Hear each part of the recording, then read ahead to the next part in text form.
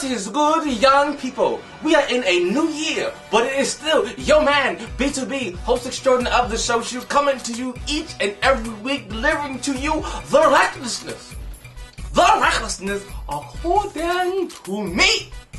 Hope you guys enjoyed your 09. Hope you didn't do too much. Hope everybody would spend time with their family and friends through all of Christmas, through all of Kwanzaa, Ramadan, Hanukkah, New Year's, all of that.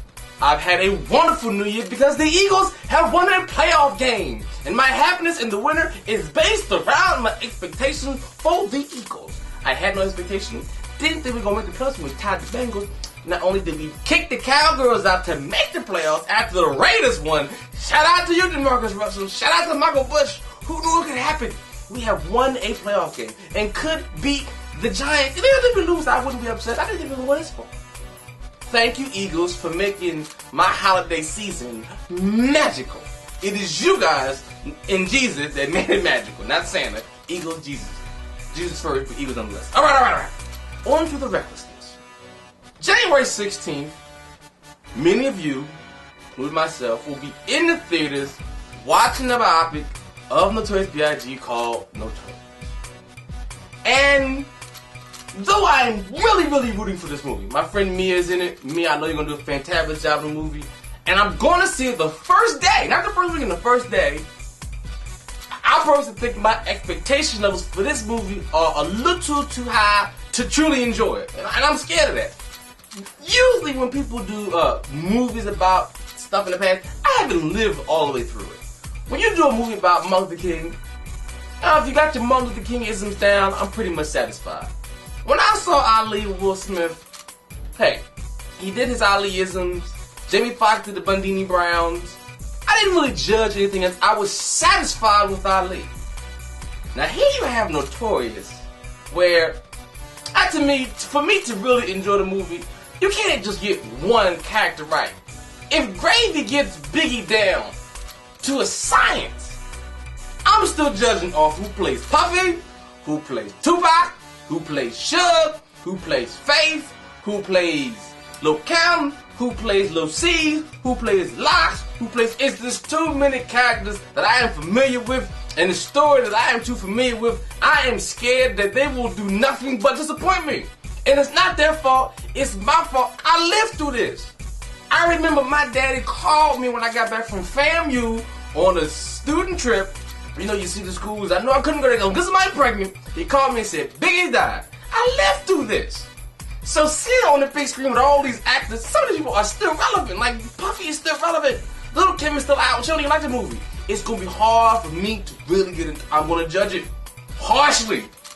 And I want you guys out there who feel the same way I do, we have to let that go. We have to enjoy the movie for what it is. I mean, they already have Angela Bassett playing Mrs. Wallace. And like if somebody's doing a movie about your life, wouldn't your mom want Angela Bassett to be the mom? And that's what this is like. I just don't believe right now. I'm hoping it's different. And I have to let this go because I lived through this. It's an emotional time for me. I was a teenager. It was like Juilliard Mass in high school. I can't. It's too much. But I'm going to do my best, and you guys have to feel the same way I do. Let it go. Enjoy the movie for what it is. After we see the movie, we will judge it harshly, I'm sure, but we will judge it after we've already given Mrs. Wallace our money. And something else from my childhood that may be coming back from my teenage years. I heard that Dru Hill was coming out with a comeback album sometime in 09. And initially, I was okay with it. Dru Hill had hits. Before Cisco went out and started really culling his hair and really going too far, they had hit songs. Their movie was active for me and very usable in high school. Very. Sleeping in my bed led to a lot of first, second, third, and a few homes, but a lot of second and third bases. I was happy with that song. Really was. So I'm rooting for them. Or at least I want to root for them, but Woody, one of the original members of Dru Hill, will not be taking part in the comeback album, and now I can't support it. If I can't get all 4 members, original members of Dru Hill, I want no parts of it. I can't support it. Woody, ladies and gentlemen, is the second greatest 90s background group member in history. He's only behind Chauncey Black, in the 90s, and all time they were all behind writing the vote. But he was someone who I really grew to admire from doing nothing in the background getting checks. And if he's not getting a check, I can't support it. You better corral that Cisco guy from doing all that crazy stuff with his hair again, because people getting a little worried. You know, he's been a little too Cisco. Let's rein him back in. But if Woody's not a part, I want nothing to do with it. Ladies and gentlemen, I am very, very proud to announce that I will forever be a fan of Charles Barkley. I understand him. We have a lot in common. Not necessarily our taste for white women and his richness, but other things I can relate to him on. This past week, he was arrested for drunk driving and speeding and all these other violations. I can't justify the speeding. I can't justify running through a stop sign. I can't justify the drunkenness. I don't even drink. I can justify doing all those things in a rush to receive fellatio. That's what Charles said he was rushing for. He had just picked up somebody. He was trying to get to some location to receive his fellatio. And I can understand being in that mind state where all I want to do is receive my fellatio and my brain is all over the place. Like, I can't get it all together. Every man can understand it. When that happens to you, when you know that you are on the precipice, say it again, ladies, on the couch, the precipice of fellatio, sometimes the kinks in your head just go off and you're really not sure what's really happening. And I think that's what happened to Charles. And I think that anytime the police pull you over, you have a lady in the car and say, man, I was on my way to get some fellatio with her, you should be off. You should just immediately get off for whatever transgressions you have done, because you are on the precipice of fellatio. Your brain ain't really working all the way together. And I've been there, Charles, and every man has been there. And for you just stepping up and just being honest in what was happening to you and why you decided to do the things you did, I salute you and support you always. Men know when you're on the precipice, ladies and gentlemen, crazy things can occur. And speaking of fellatio, I have, ladies and gentlemen, Barty Beautiful, been in love. I say crazy things on the show, but you guys know out there that I have at times been in love. I know what that feels like. I can relate. When somebody says they're in love, I can go back to a moment in my life where I've also been in love. Usually with myself, but in love. But I do not understand the feeling or state of mind that would have made Kenyon Martin get Trina's lips tattooed to the side of his natural ass neck. Can't relate. I don't understand it. First of all, you guys know out there that I am against, firmly against anybody getting anything tattooed above your shoulders, especially your neck. Even if it's something already there, let's not add to the mistake by putting anything there.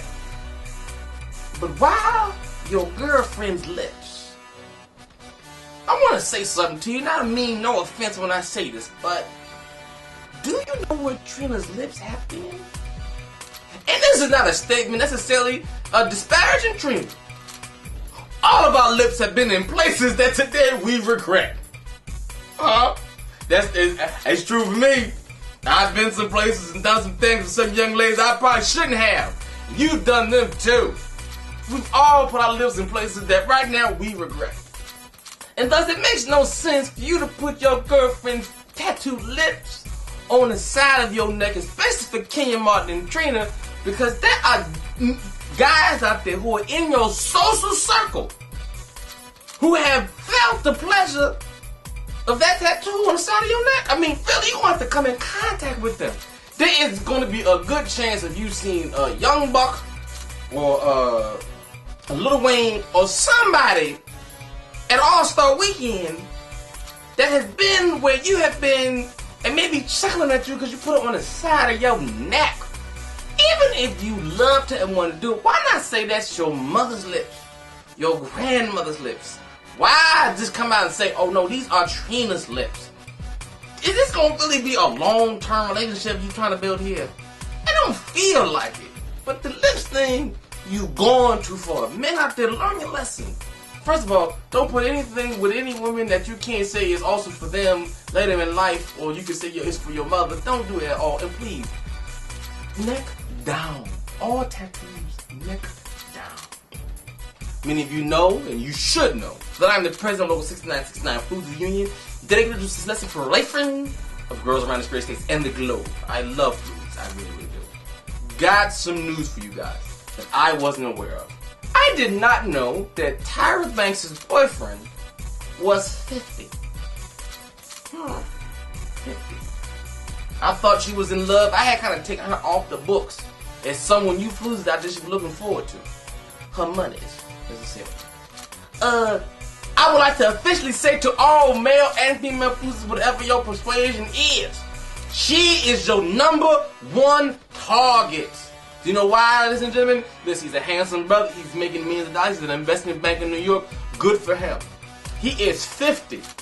What does she want more than anything else? A baby. Is he want to give her that baby at 50? Hell no. He probably got kids and finished up and does not want to raise an infant again.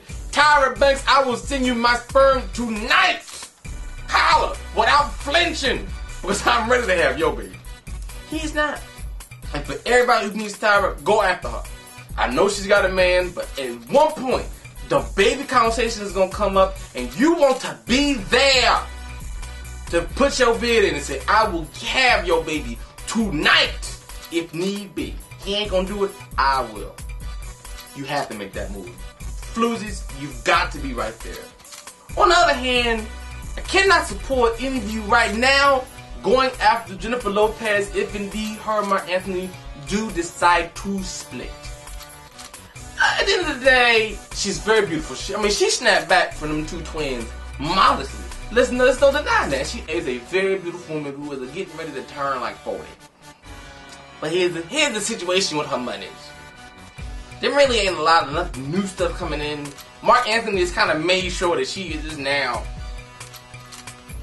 only can do work in Spanish, because that's all she ever did when Mark was here. He was like, listen, you gonna do Spanish stuff with me all the time, getting all this cake. I understand what he was trying to do, but when she does a television special on Telemundo, that check's going to 4 different people. 3 husbands and you. And the kids, they got the 2 kids, they getting the check too, so I don't know how that money's really going to be. I wouldn't necessarily move on it until we see some more activity from her career. She dropped 1-2 more hit movies. She started doing some Julia Roberts stuff and stop out singing and dancing and stuff. I say move on, but for right now, you got to let her pass you by.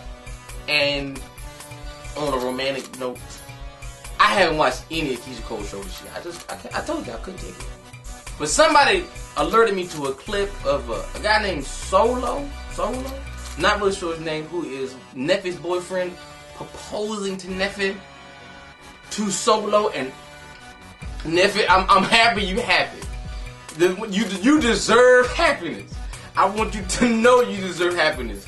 To Solo, have you truly thought this through? If you love her with all your heart and your soul, please, brother, continue to move forward in your new life with Neffe. You are an aspiring artist. You gonna marry Neffe. don't know how that's gonna help you, but if you want that to be and you love her, do that. But know she is fertile, and you cannot decide something different after you have impregnated her, because she is gonna get pregnant like this. Not on purpose. That's just how her genetics are. Boom. And you won't be able to come back from that after it's over. I'm just saying, think it through. If you love her, great. But if you have any kind of worries, don't go there.